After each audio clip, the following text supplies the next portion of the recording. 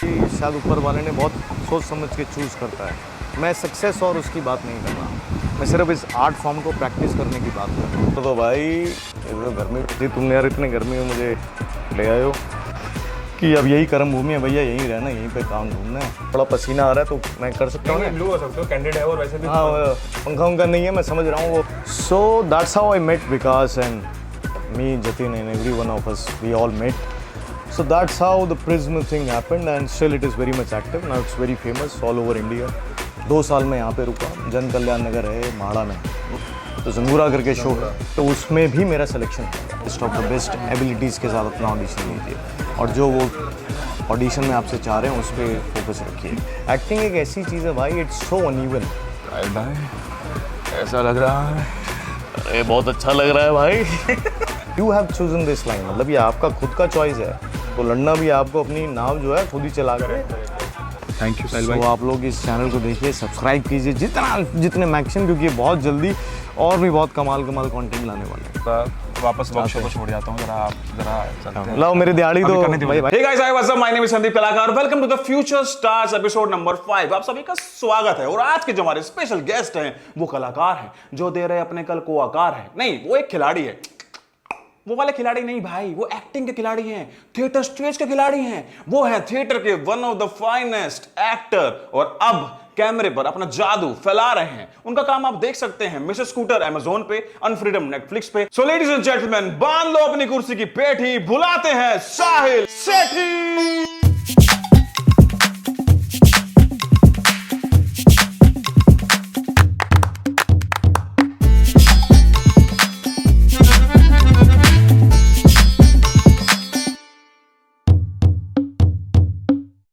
तो आपने देखा इंट्रो, अब इंट्रो के बाद बारी है हमारे स्पेशल गेस्ट को बुलाने की। So ladies and gentleman, can we have a big round of applause for the one and the only one, Sahil Sethi. नमस्कार। कैसे हैं आप? कैसे हैं? नमस्कार सभी को, नमस्कार नमस्कार नमस्कार। अरे दादा आप सीनियर हैं। अरे दादा, अरे दादा, अरे सीनियर बोल के टांग मत खींच लेना। साहिल भाई कैसा लग रहा है आपको भाई हमारे शो पे आके? मतलब जब मैं सैंडी से मिला था 2013-14 में, तो मैंने सोचा नहीं था कि एक दिन मैं संदीप गोयल साहब मेरा इंटरव्यू कर रहे होंगे। वाह। तो अपने आप में मैं बहुत ही भाव विभोर हो रहा हूँ, ओवरवेल्म्ड हो रहा हूँ। मैं तो अपने आंसू छुपा रहा हूँ चश्मे के पीछे। कहाँ है आंसू? अब आ गए, मतलब वो तो चश्मा मुझे ग्लिसरीन देना जरा। ग्लिस दो भाई। तो साहिल भाई बातें करेंगे जी, बहुत सारी बातें होंगी जी, और बहुत मजा आने वाला है और आपको बहुत मजा आएगा, आप पूरा देखिएगा। I am sure. तो चलते हैं। कहाँ चलें? हाँ, एक बहुत ही प्यारा कैफे है, वाह, क्रिएटिव अड्डा। अरे वाह, वहाँ पे क्रिएटिव बातें करेंगे। क्रिएटिव बातें करते हैं। करेक्ट है। तो हमारे पास ऑटो भी है, लेट्स गो। नहीं, हम पैदल जा सकते हैं, कोई दिक्कत है? ठीक है, अच्छा चलते पैदल। Okay, see you, bye bye.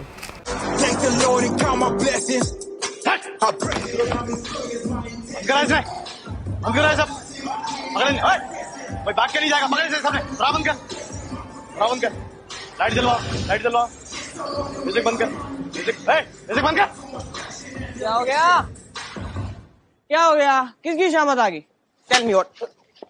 Fuck the police. Teacher चाह पहन के कोली भाई साहब। 2 फोन घुमा दूंगा ना, मिनट तक पहला ट्रांसफर करवा दूंगा। सिंगम सिम्बा दोनों रिवाइज हो जाएगी। बेटी चोर ले हाँ दे वो चलते हैं ऐसे। बात होंगी सिर्फ एक्टिंग पे, थिएटर पे। ये इंटरव्यू पूरा एक्टिंग पे होने वाला है। जितने भी एस्पायरिंग एक्टर्स हैं इस इंटरव्यू को पूरा देखें, क्योंकि आप यहाँ पर आज इस इंटरव्यू से बहुत कुछ सीख के जाएंगे। शुरू कर दो भाई, ये तो गर्मी थी, तुमने यार इतने गर्मी में मुझे ले आए हो। हीरो ये लग रहा है, एड आपने लगा रखा है, सन ग्लासेस आपने लगा रखे हैं, ठीक लग रहा हूँ? हाँ, अच्छा लग रहा है। हाँ, अब बैठिए ना। मिस्टर जूनियर, करो कंटिन्यू। देखिए क्या होता है कि शुरू कर ले भाई, बहुत गर्मी है। मैं कर रहा हूँ सर, मैं सब कर रहा हूँ। सीनियर है ना, करना पड़ता है। क्या करा? नहीं, मैं कह रहा हूँ कि करना पड़ता है, इंटरव्यू करना पड़ता है। साहिल भाई, आज का इंटरव्यू जो है, जो कर रहे हैं आज, बिल्कुल कैंडिड है। कैंडिडेट बात खुल्लम खुल्ला, जैसे मैं हूँ खुल के। तो बात आइए सर, आइए ना, आ जाइए। Thank you. तो खुल्लम खुल्ला बातें करेंगे, ओपनली बात करेंगे एक्टिंग पे, थिएटर पे, आपके बारे में, पर्सनल लाइफ। तो मैं शुरू करने वाला हूँ। शुरू ये वाली बात है कि अपने बारे में थोड़ा सा बताइए। मतलब शुरू से भाई बताऊंगा तो आप डाल के रखूंगा? नहीं नहीं, उतार देंगे तो उतार ही दिया। शुरू से अगर मैं बताऊंगा तो आपका इंटरव्यू खत्म हो जाएगा। 15-16 साल ये चीज़ तो का है। एक्सपीरियंस है, जर्नी है, तो वो तो एक इंटरव्यू में तो नहीं हो सकेगा। Kind of a में brief, हाँ। ब्रीफ में I tell you. I started off in 2006 in Delhi. I enrolled in an acting institute. 2 साल वहाँ पे ट्रेनिंग करी श्री राम सेंटर। 2008 में पास आउट हुए। पास आउट होने के बाद 1-1.5 साल काम करते रहे, सेल्फ ट्रेनिंग करते रहे। तो उसके बाद मैं बॉम्बे आया 2010 में, और 2 साल में यहाँ पे रुका। जन कल्याण नगर है माड़ा में। मलाड, हाँ, मलाड एक एकता माड़ा। नगर माड़ा, एक जन कल्याण नगर माड़ा। तो नई नई बिल्डिंग उस समय है। हाँ। कुछ ज़्यादा साल हुए, 2-3 साल हुए थे। तो वहाँ पे 1 रूम किचन लेके रहता था। करेक्ट। तो 2 साल यहाँ पे संघर्ष का जो दौर है वो चालू हो चुका था। तो मैंने यही सोचा था कि अब यही कर्म भूमि है भैया, यहीं रहना, यहीं पे काम ढूंढना है, यहीं पे अपना नाम कमाना है। डेस्टिनी के कुछ और प्लान्स थे। तो my father he died suddenly, और ये बहुत अचानक से हुआ। तो 2011 एंड में I shifted back to Delhi. Okay. होना पड़ा, और थोड़ा सा फाइनेंशियल क्राइसिस भी आ गए थे फैमिली में। तो फिर दिल्ली में वापस शिफ्ट होने के बाद क्योंकि मैं एक्टिंग से कुछ कमा तो रहा था नहीं, तो I started looking for teaching jobs as an actor in schools. तो पाथवेज वर्ल्ड स्कूल है उस दौरान। तो 2012 में मेरा वहाँ पे दिल्ली में। दिल्ली में गुड़गांव में अच्छा। बहुत अच्छा स्कूल है। तो वहाँ पे हो गया, मैं एज अ टीचर वहाँ पे पढ़ाना शुरू किया। और उसी दौरान मैंने किंगडम ऑफ ड्रीम्स के भी ऑडिशन देना शुरू कर दिए थे। तो जंगूरा करके शो है, तो उसमें भी मेरा सिलेक्शन हो गया। ओके। तो 2012 से 2018 फिर दिल्ली का चैप्टर वापस शुरू हुआ, जिसमें किंगडम ऑफ ड्रीम्स थिएटर भी चल ही रहा था दिल्ली में, और टीचिंग जॉब भी चल रही थी। फिर 2018 में वापस मैं बॉम्बे, 5 जनवरी मुझे याद है, मैं वापस शिफ्ट हुआ कि अब ये चैप्टर कभी बंद नहीं होगा। तो उसके बाद कोविड आया बीच में, 1-1.5 साल मजबूरन हूँ। तो सबके लिए क्राइसिस था, पूरे वर्ल्ड के लिए। तो सॉरी भाई लोग, ये थोड़ा पसीना आ रहा है तो मैं कर सकता हूँ नहीं ना? ब्लू हो सकते हो, कैंडिड है और वैसे भी। हाँ, पंखा उंखा नहीं है, मैं समझ रहा हूँ, वो साउंड का दिक्कत आएगा तो, नहीं वो ठीक है ना? अबे कॉफ़ी तो पिला दो भाई, तुम यहाँ कुछ ना चाय पूछी ना कॉफ़ी पूछी, कॉफ़ी तो मंगवा दो। चलेंगे साहिल। हाँ, एनीवेज तो कंटिन्यू करता हूँ। तो 2018 में यहाँ शिफ्ट हुआ। तो उसके बाद कोविड आया। कोविड में 1-1.5 साल के लिए then I shifted back to Delhi again. 1-1.5 साल वहाँ रहा, then again came back to Bombay, और तब से बम्बई का सफ़र चल ही रहा है। इनफैक्ट कोविड में वो सिर्फ ब्रेक था कुछ टाइम के लिए। तो बस अभी सफ़र चल रहा है, आपके सामने बैठा हूँ, आप मेरे सामने बैठे हैं यार। साहिल भाई is back with the power. अब नहीं, पावर तो भाई ऐसी चीज़ है कि पावर तो जब इस लाइन में आया था तभी से वो डिसाइड कर लिया था कि आपको मोटिवेशन के लिए पावर हर वक्त रखनी पड़ेगी। मैंने कभी होप नहीं आ रही थी, मैं जानता था कि फाइनली मैं बॉम्बे जाऊंगा, और इन सारे सर्कमस्टांसेस से लड़ते हुए I have to keep on self motivating my self. Acting एक ऐसी चीज़ है भाई, इट्स सो अनइवन, सो मतलब अनप्रेडिक्टेबल है ना। कभी काम है, कभी बिल्कुल नहीं है, कभी नहीं है ही नहीं। आप कभी कभी सालों साल लगा देते हो और आप लगे हुए हो, लेकिन उसमें आपको खुद से सेल्फ मोटिवेट करना पड़ेगा, खुद को यकीन करना पड़ेगा। आप बाहर किसी से मत सोचो कि कोई आपको मोटिवेट करना है। You have chosen this line, मतलब ये आपका खुद का चॉइस है। तो लड़ना भी आपको, अपनी नाव जो है खुद ही चला के समुद्र पार करना पड़ेगा। To become an actor in itself is a बहुत ही करेजियस डिसीजन है ना। And to generate some remuneration out of it, again ये उससे भी बड़ा वो है, करेज है, और पूरा अपने आप में खेल है। तो इसका तो भाई पावर तो थ्रू आउट, पावर के बिना कुछ नहीं। Power I mean, by power I mean like motivating, motivation to keep moving forward towards your goals and aspirations, dreams that आप खुली आंखों से देखते हो ना कि बंद आंखों से। खुली आंखों से जो आप सपने देखते हो ना, वो 24 घंटे जो आपके साथ चलते हैं, वो काफ़ी है, वो आपको खूब मोटिवेट करता रहता है। तो हमारी बातें चल रही हैं, तो जय साहिल भाई ने बोला कि कॉफ़ी वाली बात, तो अब कॉफ़ी तो लेनी पड़ेगी। तो एक काम करते हैं, तो हम थोड़ा सा, गर्मी भी है क्योंकि बेसिकली क्या है, थोड़ा बजट इशू रहता है, एसी बंद करना पड़ा, पंखा बंद करना पड़ा। कॉफ़ी में भी कोल्ड कॉफ़ी थोड़ी महंगी है, चलेगी ना? प्रोडक्शन मैं पिला दूँ? नहीं, हाँ डन। हाँ यहाँ तो कोल्ड कॉफ़ी पियेंगे हम, और फ्रेम थोड़ा चेंज करते हैं। क्यों हिमांशु? फ्रेम चेंज करते हैं, तो फ्रेम चेंज करने के थोड़ा सा अपना रियल वाला स्टाइल होना चाहिए ना। तो भैया हमारा फ्रेम चेंज हो चुका है, तो एक फ्रेम में ना मज़ा नहीं आता, तो फ्रेम चेंज करना बनता है ब्रो। तो साहिल भाई फ्रेम चेंज, सवाल चेंज। बहुत ही प्यारा बैकग्राउंड है ये। हाँ, बहुत सारे एक्टर्स बने हुए, दिग्गज कमाल लेजेंडरी एक्टर्स। इनमें से जैसे कि काफ़ी लोग की फोटो लगी है इसमें, आपके फेवरेट कौन है इनमें से? यार बहुत सारे फेवरेट लोग दिख रहे हैं। एक तो राज कपूर साहब, धर्मेंद्र साहब, बच्चन साहब हैं, राजेश खन्ना है, विनोद खन्ना साहब हैं, जीनत अमान है, अमरीश पुरी द मोस्ट। अरे जॉन है तौन से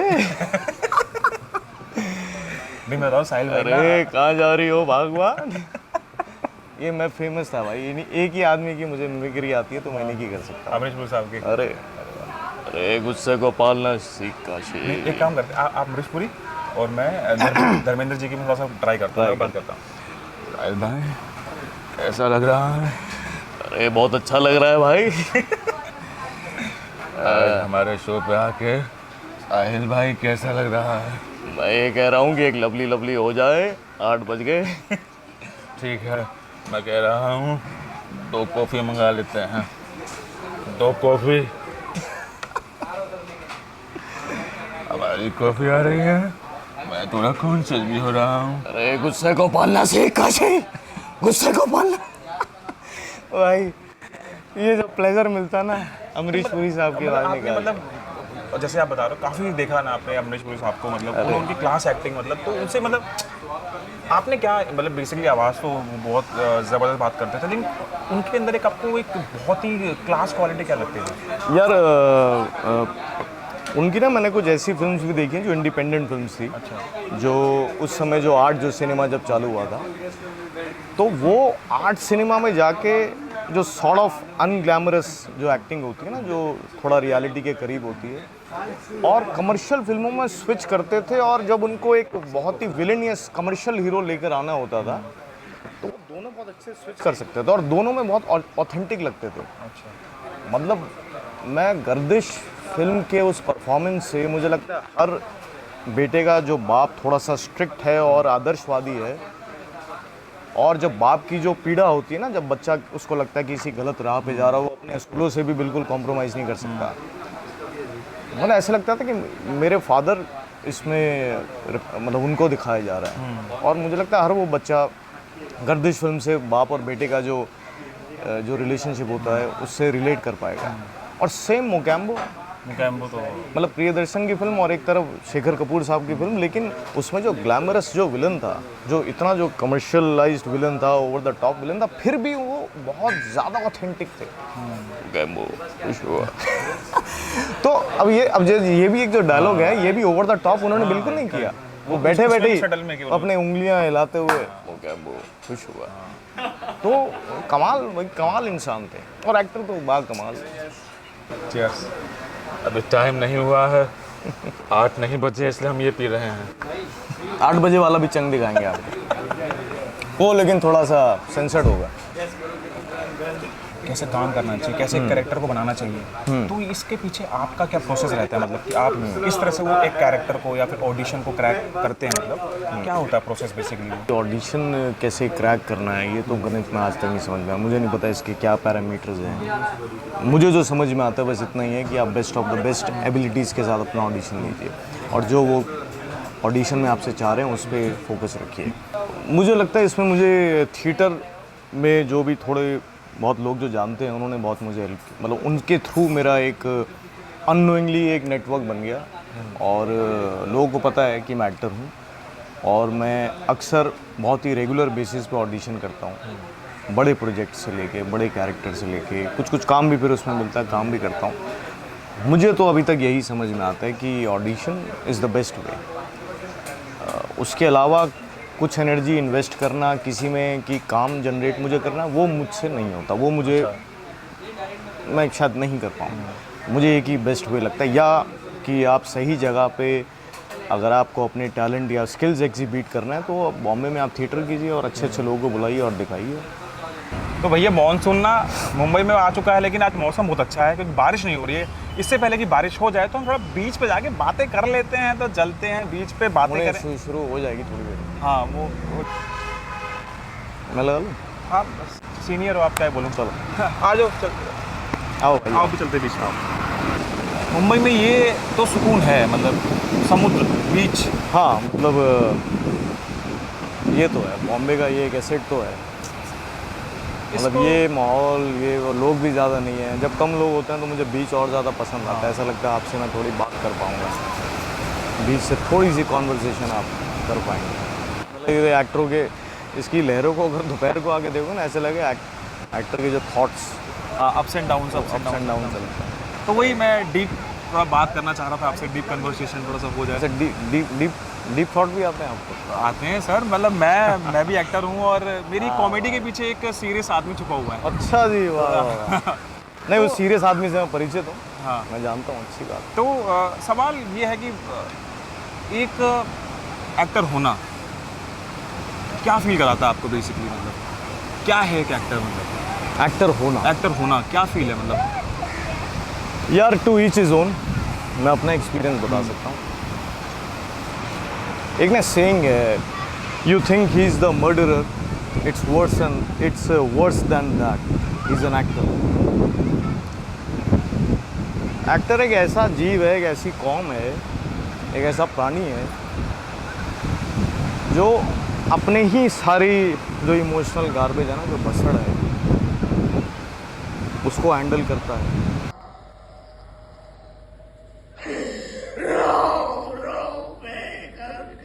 फिर उसके बाद जो उसको बसड़ दी गई है, जो उसको इमोशनल जो भी whatever he wants to portray, he has to portray, जो स्क्रिप्ट के तौर पे आती है, कैरेक्टर्स के तौर पे आती है, सिचुएशंस के तौर पे आती है, दूसरे के जीवन को अपने अंदर आत्मसात करना, फिर उसको उतनी ही सच्चाई से प्रेजेंट करना, अपने इमोशनल सबको संभालते हुए। और जब आप स्पिरिचुअली, मेंटली, फिजिकली इस विधा में एंग्रॉस्ड हो जाते हैं, और जब आप इमोशनली अपने आप में एंग्रॉस्ड करते हैं, तो बहुत सारे इसके प्रॉज एंड कॉन्स भी हैं, बहुत सारे सेटबैक्स भी हैं, पर्सनली भी अप्स एंड डाउन्स आ जाते हैं। और प्रोफेशनली आप ऐसे फील्ड में हैं, आप एक ऐसा वैलिडेशन चाह रहे हैं, काम चाह रहे हैं जो बिल्कुल अनप्रिडिक्टेबल है। मैं ना I always say in my workshop, मैं इस वर्ड का इस्तेमाल करता हूँ, एक्टर्स आर इमोशनल मैजिशियन।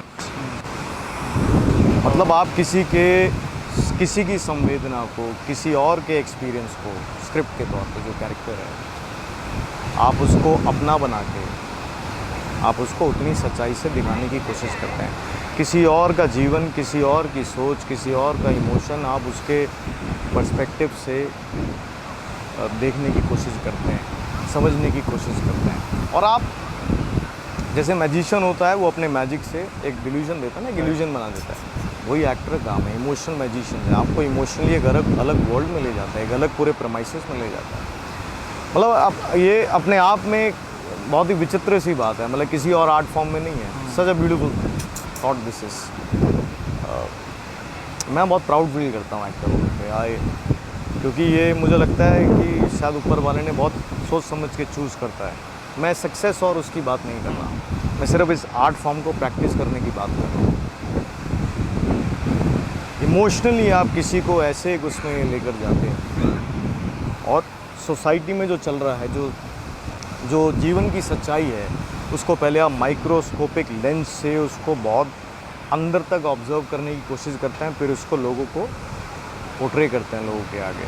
मतलब आप उनको सोसाइटी का आईना दिखा रहे हैं। तो मुझे लगता है एक्टर एक आईना है कि आप जब उसको देखते हैं तो आपको सोसाइटी का सच नज़र आता है, या दूसरे कैरेक्टर्स का पर्सपेक्टिव समझ में आता है। और इससे आप एक्टर इंटरनली भी ग्रो करना शुरू करता है। ग्रो इसलिए क्योंकि इतने पर्सपेक्टिव वो देखता है कैरेक्टर्स के थ्रू, इमोशंस के थ्रू, एक वाइजनेस सी आ जाती है।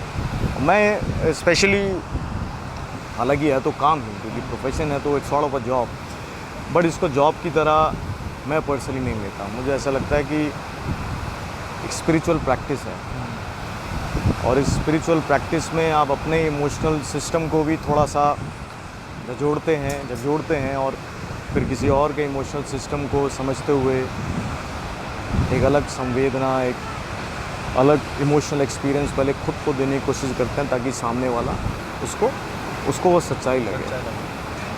तो मुझे लगता है बहुत ही करेजियस काम है। अब जब आप मेंटली, फिजिकली, हर तरीके से, हर एस्पेक्ट से इस आर्ट फॉर्म को प्रैक्टिस कर रहे हो, इसके फिर फाइनेंशियल वो जो हैं बाई प्रोडक्ट, वो कभी कभी इतने ख़त्म हो जाते हैं, और आपको इतनी सारी भसड़ में ना, ये आपका ऑफिस है, हेड दिमाग, और ये आपका एक्चुअल में एक्टर का ऑफिस है। आपकी लाइफ में कुछ भी उतार चढ़ाव चल रहे हों, लेकिन जब आपको when you have to act, तो उसमें से ही आपको अपने आप को संभालते हुए किसी और का एक्सपीरियंस आप पोर्ट्रे कर रहे हो। तो मुझे ऐसा लगता है कि एक्टर का काम है इमोशनल मैजिशियन और एक आईना है। समाज जब उसको देखे एक्टर को एक्ट करते तो उसको समाज दिखे, उसके काम में उसको समाज, उसको रियलिटी दिखे। और रियलिटी एक्टर को सबसे पहले खुद उस रियलिटी को अपने अंदर क्रिएट डालना पड़ता है अंदर। तो बहुत करेज का काम है यार, और बहुत ही मतलब I feel I am the chosen one. भगवान ने चूज़ किया तो कुछ सोच समझ के किया होगा। यस। मुंबई में बारिश हो रही है, मानसून आ चुका है, तो हमें थोड़ा सा हिलना डुलना पड़ रहा है। और अच्छी बात भी है क्योंकि हम आ पहुँचे हैं साहिल भाई की वर्कशॉप में। अरे हाँ, वर्कशॉप से याद आया, मैंने बताया नहीं आपको वर्कशॉप के बारे में। साहिल भाई वर्कशॉप भी करते हैं, एक्टर्स को ट्रेन करते हैं। इस बारे में चर्चा करते हैं साहिल भाई से। आओ, उनको ज़्यादा पता होगा ना, मैं तो सवाल पूछ सकता हूँ बस। आई कैसे ये जो सिलसिला था ये वर्कशॉप का, जो आप वर्कशॉप कर रहे हैं, स्टूडेंट्स को ट्रेन कर रहे हैं एज एन एक्टर, तो कब से शुरू हुआ, ये कैसे शुरू हुआ, थोड़ा सा इसके बारे में, प्रोसेस के बारे में बताइए। पढ़ाने का तो मतलब मेरा बहुत पहले से ही चल रहा था। 2000 आई थिंक 11-12 से ही मैंने पहली बार वर्कशॉप करी थी। 2012 में जब मैं दिल्ली पहुंच गया था, 2011 में। फिर उसके बाद मैं स्कूल्स में एज अ ड्रामा टीचर काम कर रहा था। तो पढ़ाने का सिलसिला बहुत पुराना है। प्रोफेशनली एक्टर्स के साथ, प्रोफेशनल एक्टर्स के साथ वर्कशॉप कंडक्ट करना, ये आई थिंक 2017-18 से ही शुरू हो गया था। तो जब मैं बॉम्बे में था तब भी मैं पर्सनल ट्रेनिंग दे रहा था एक्टर्स को, तभी से वर्कशॉप शुरू हो गई थी। कोविड के बाद मैं और ज़्यादा एक्टिव हो गया। इनफैक्ट ये जो अभी जो बैच जो चल रहा है अंदर, जिनकी वर्कशॉप, ये 11वां बैच है। अच्छा। कोविड के बाद, कोविड से पहले का तो अभी मैं गिन ही नहीं रहा। तो यस, तो ये सिलसिला चल रहा है और बड़ा आई लव इट। कुछ बच्चे तो ऐसे ऐसे आते हैं जो सिर्फ कभी कभी कुछ ऑडिशन देख कर कि सर आपका एक वो हमने वीडियो देखा। तो बिट्टा कराटे का शायद वो ऑडिशन था। हाँ राइट। मारे होंगे 10 मारे होंगे, 10 की 20। अभी 20 ही मारे होंगे।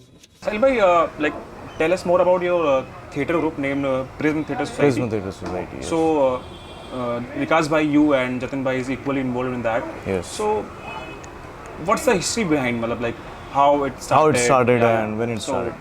So I think back in 2011 when I shifted back to Delhi, I was working in Kingdom Dreams. So one of my friend, he asked me that there's a play happening, there's a new director who's looking for actors, so would you like to be a part of it? I said yes, why not. I also wanted to start theatre in Delhi again because I was doing theatre in Bombay also. When 2010-11 I was living in Bombay. So that's how I met Vikas, and me, Jatin, and every one of us, we all met. He was adapting a novel, Albert Camus' novel, El Stranger. So he was adapting that in Hindi. He was making a play out of it. So we all of us met, ensemble of all, like there were a lot of writers, musicians, like singers, actors, a lot of other people who write as well. So, and we sort of found that we are on a same page creatively, became good friends. We developed a good bonding, all of us, and we continued. So after one show of this play, Ajnabi, in which I was playing a drunkard, in fact my scenes were, Vikas didn't write my scenes, so he asked me to keep on improvising in the rehearsal. So when we used to improvise, and all my dialogues, it became sort of a writing material of the play for my character. So Jatin was the protagonist in this play, and after the first show, we all decided, why not? Let's all we creative people, being together. Why not? Let's establish a group so that we can work under a name, a titled group. So that's how we searched for a name, and we decided why not to name Prism. And in the initial stage, we three and a lot of other people, other actors were also there. We started with that group, and yes, in Delhi, again the journey started with Prism only. And after that, we all have been working with other theatre groups also. I've been working under different directors, also Maharathi, Sakshi Group, the legendary Sakshi Group of KK Sir, Kathai Kanski, Rohit Tripathi group, lot of other plays I did. So I've been working freelancely with other actors, other directors, other groups also. So that's how the Prism thing happened, and still it is very much active. Now it's very famous all over India. We take our productions and we get a lot of good reviews, because all of us, there was always a very hard-working streak in all of us. We sort of, there was a very strong match, how we used to see the creativity, how we wanted to develop creativity, how we wanted to work as creative people. Right. So we all had a very common admiration for whatever work we are doing.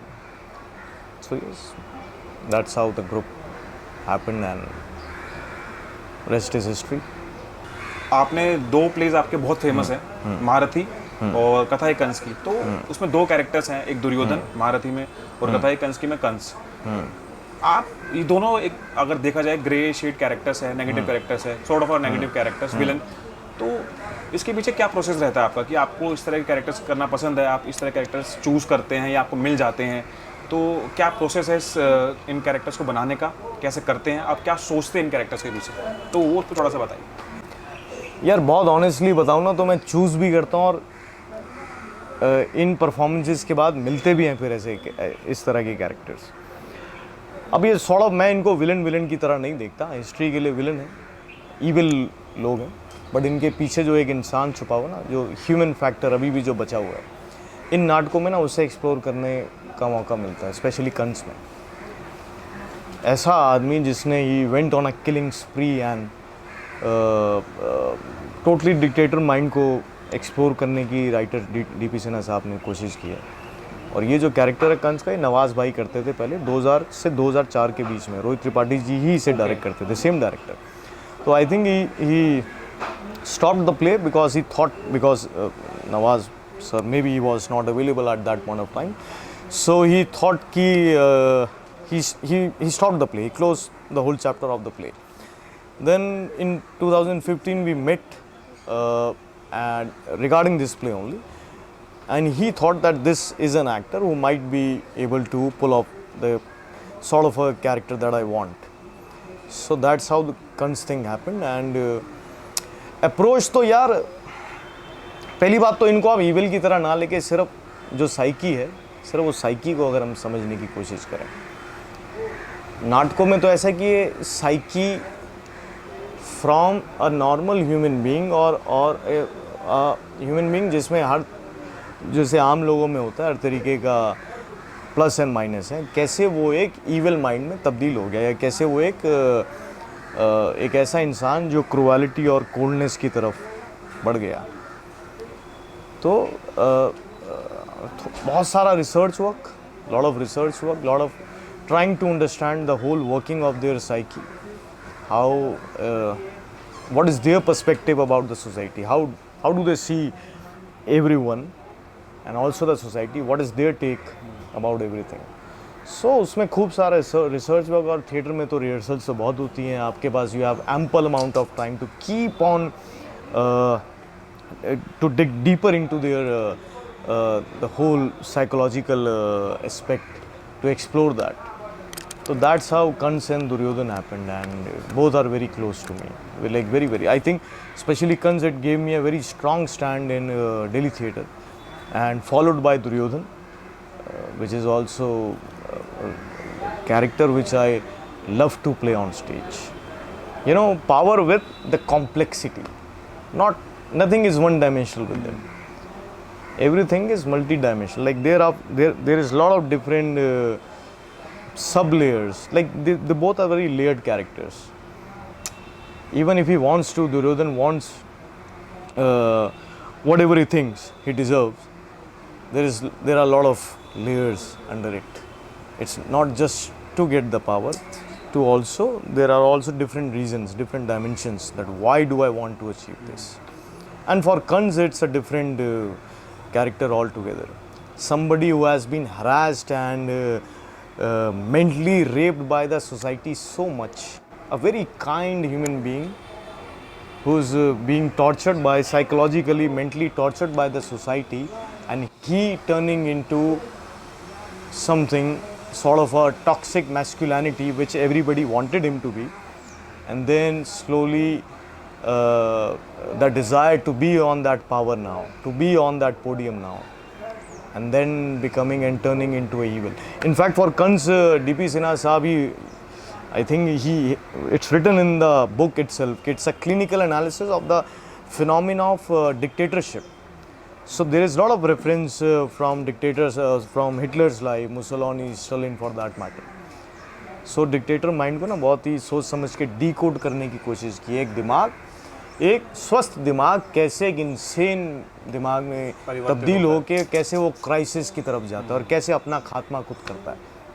तो इस तरह के characters मुझे लगता है have a knack somehow, I don't know how, मतलब ये भी हो सकता है कि ये नेचुरल एबिलिटी है, या कभी कभी होता है कुछ एक्टर्स को कुछ चीज़ें आसानी से समझ में आ जाती हैं, या उनको लगता है कि ये इसको मैं समझ पा रहा हूँ। तो have a knack of understanding the working of this kind of psyches, how do they what is the motivation behind it. Maybe they all were underdogs, or maybe sort of humiliated. So I don't know, I do get the motivation or the way to how to enter into the psyche of these characters. अब जा रहे हैं हम workshop attend करने के लिए। Break है जो एस्पायरिंग एक्टर्स हैं क्या break और दिया जो उसने? सीखना चाहते हैं Washroom? एक्टिंग, जो दिखना चाहते हैं कि वर्कशॉप कैसी होती है, तो हम दिखाते हैं आपको। अगर आप एक्टर बनना चाहते हैं आ जाइए, बनवा दूंगा। या एक्टरों की फैक्ट्री अंदर एक्टरों की फैक्ट्री, यहाँ पे एक्टर्स मैन्युफैक्चर होते हैं। प्लीज कम, शूज उतारने पड़ते हैं यहाँ पे, ठीक है? एक में लेसेस थे, एक में नहीं थे।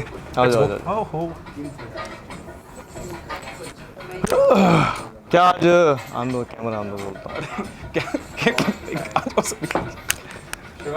कितने लोग एब्सेंट है? 4 लोग, 3 लोग एब्सेंट है। अच्छा, anyways guys, this is Sandeep and he is a YouTuber, my junior, also an actor, creative person, so he's making episode content for YouTube. So unlayering whatever my process is as an actor, and some glimpses of the workshop. So he has come to capture and to meet all of you. Hi guys, hi. So okay, continue. Please continue. Parshu है, he assists me. ये मुझे assist होता है।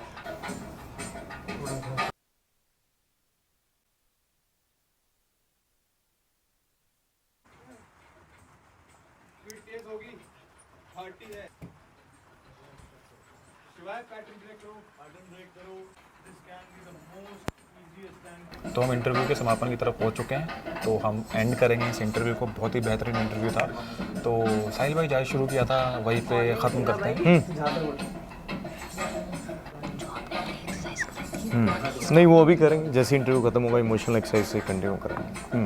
तो हम interview जहाँ से हमने शुरू किया था वहाँ पे ख़त्म करते हैं। ठीक। तो मैं चाहूँगा थोड़ा सा मतलब आप इधर करते हैं प्लीज़। हम बाहर की तरफ हो गया। नहीं तो दोस्तों, बहुत मज़ा आया, बहुत सारी बातें करी हमने साहिल भाई के साथ, वर्कशॉप में बहुत कुछ सीखा। मुझे भी बहुत मज़ा आया। मुझे ऑनेस्टली जेन्युइनली आप लोग जो भी हार्ड वर्क कर रहे हैं और जो क्रिएटिविटी के साथ आप लोग ये जो भी कंटेंट तैयार कर रहे हैं यूट्यूब के लिए, तो मुझे बहुत मज़ा आया। Thank you for having me. नहीं थैंक यू साहिल भाई, आपने मुझे इस काबिल समझा कि आप मुझे इंटरव्यू कर सकें, तो थैंक यू फॉर आपने हमें इस काबिल समझा कि आप हमारे इंटरव्यू पे आ सकें। वो तो है क्या। So guys, thank you for watching, and thank you Sahil bhai for coming to our interview, and thank you so much. Always. I wish, Love you. Love you too. My younger brother, my junior, and always I really love you. Thank you. Manshu and Sandeep, like कमाल का ensemble है, दोनों का कमाल के content बना रहे हैं और कमाल के लोग क्रिएटिव लोग हैं। थैंक यू साहिल भाई। आप लोग इस चैनल को देखिए, सब्सक्राइब कीजिए जितने मैक्सिमम, क्योंकि बहुत जल्दी और भी बहुत कमाल कंटेंट लाने वाले हैं। तो साहिल भाई, wish you good luck in future, and I want to see you on a big screen, big screen. Me big, too. like OTT also. Yes. So thank you for Me too. I'm coming. also waiting. Thank you so much. Thank you, bhai. And thank you guys. मैं ज़रा वापस workshop पे छोड़ जाता हूँ, जरा आप जरा चलते हैं। लाओ मेरी दिहाड़ी अभी तो करने दो भाई मुझे। भाई साहब वो दिन की दिहाड़ी तो तूने कहा था 5,000 रुपये देगा। मैं आ रहा हूँ, मैं बोल के आ रहा हूँ, like share comment and don't forget to subscribe Sandeep कलाकार। कट।